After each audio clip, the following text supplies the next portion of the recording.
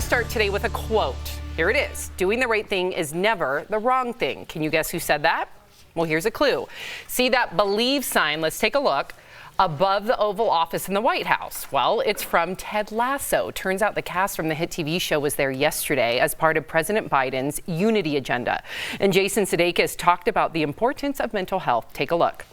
No matter who you are, no matter where you live, no matter who you voted for, we all probably, I assume, we all know someone who has, or have been that someone ourselves actually, that's struggled, that's felt isolated, that's felt anxious, that has felt alone. It's something that we can all, and should talk about with one another when we're feeling that way, or when we recognize that in someone feeling that way. So please, we encourage everyone, and this is a big theme of the show, is like to check in with your neighbor, your coworker, your friends, your family, and ask how they're doing. Well, having them on, or at the White House rather, caused a lot of different opinions on the internet. So what do you think of this? Was it right for the cast to go to the White House, given how divisive politics is right now? Or was it really the message, Jeff, about uniting us? What do you think? I love the message. I think it's very important. I love the show. Me and my wife just started rewatching it because she hadn't watched it. And ironically, I think because of this story, we started watching it again yesterday. Cracks me up. I'm a big fan of Jason Sudeikis. All of it. I don't like that they're at the White House. I wish they did it on YouTube. I wish they did it on a different platform. I am so turned off by politics at this point that I don't want entertainment mixing with politics. Because had this been a couple years ago and this very same cast with the show I love and everybody else does, been there when Trump was there, there would be petitions to get them canceled. And that's where we are. If you're going to cancel someone for going to the Trump White House, you should be equally as angry that they're here. I don't like people telling me who to vote for. I have my own reasons why I want to vote, and I don't like mixing entertainment with politics, in my opinion. I think politics and entertainment, as Erica brought this up, has always gone together. And I also think this is what Biden is trying to do, is speak to people on a level that's normalcy. Junk fees with concerts, internet access, mental health. These are basic, universal rights that people have been lacking. And I think Biden's trying to speak to the blue-collar, everyday kind of person. And Ted Lasso is a show literally about that. It's globally loved because it's about soccer or football, which is globally loved. And it's about a man, which is rare, who has panic attacks and needs to work on that. What a beautiful microcosm of a show to introduce, at least, to the American people. I thought it was a great move. But just real quickly, there's only one side to Hollywood. That's why it bothers me. So it's a beautiful idea in your mind because you're all the way there, right? I'm kind of an independent guy, and I don't have a side. Right. But there are no other sides in entertainment. You're either to the left side, you're Democratic, or you don't speak about it. That's it. That's where we are in Hollywood. I would argue, what facet of entertainment would you be referring to? All of it. Music, television, all of it. Podcasting too? Right, because I think that's the thing. I think that entertainment is subjective in itself to the consumer of said entertainment. When you brought up, I do believe that politics and entertainment has always been very much commingled. If you think of any inauguration, if you think of, any White House press event, all of those things have to do with pop culture and politics. I understand that people feel like when we have these conversations that this is a lick back society. This is how it was then. This is how it needs to be now in order to equalize. But I would also question, has that ever worked effectively in our interpersonal lives? Because anytime I'm trying to do something just because it was done to me, it's ineffective. And I think we're really seeing the results of that. I'm not disagreeing with anything that you're saying. I'm just saying that we're in a place where if we can't talk about mental health at the highest office and the highest level to create the highest amount of change, then we're in trouble.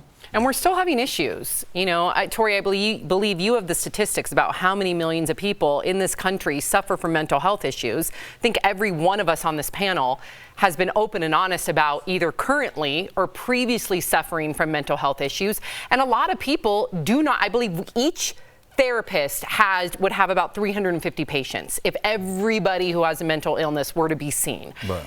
A lot of people can't afford it. A lot of people don't have the accessibility. They may not have the internet. They may not have a computer. They may not have a phone. They may not have a car. So I love the idea that this is at the White House. But to Jeff's point, I think Jeff's point is, if all things being equal, this cast was in Trump's office, would we be as welcoming to the issue of mental health? And I think that we need to hold ourselves accountable to that bias, because if the end goal is mental health recognition, it shouldn't matter who is in the White House. I'm sorry. No, please. I understand what you're saying, but we cannot, yesterday's solutions are not today's solutions. I agree with you, but that's not what the internet says. I understand what the internet says, but the internet says a lot. And I want the internet to be aware that the way that we lived even before 2020 is a lot different than 2023. We are in the middle of a mental health crisis. Millions of people have died. Some of y'all still call people, and I know this because I still pick up my phone to reach out to someone who's no longer there, because there is a complete disconnect of the idea that we were isolated for over 2 years, did not get to mourn anything or anyone without the next tragedy coming in place. People are completely locked out financially. They have no idea what's going to happen with their kids and their families. So I don't really want to hear about what happened yesterday. I want to hear about what's happening today and what's going to continue to happen, because these kids, they have no semblance of normalcy. When we're talking about higher education, I just had a whole conversation with my mother yesterday, a 30-year college professor, talking about the state of higher education.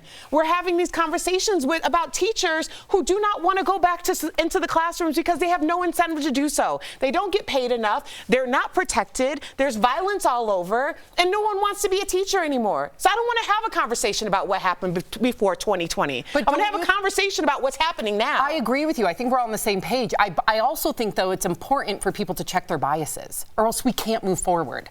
I don't want people to be so like their heels dug in the sand because of who's in the Oval Office. I want them just to see mental health issues and the crisis that we're in right now. And I think if we have this conversation, I think we do have to do our due diligence to look at the bias in our country because of politics. But there shouldn't be a bias. To Erica's point. Agree with all of you. But I think we have to step back and say who was in the presidency. To me, Trump, and I don't mean to be polarizing, was a aberration. He was different, and he magnetized and polarized everything around him.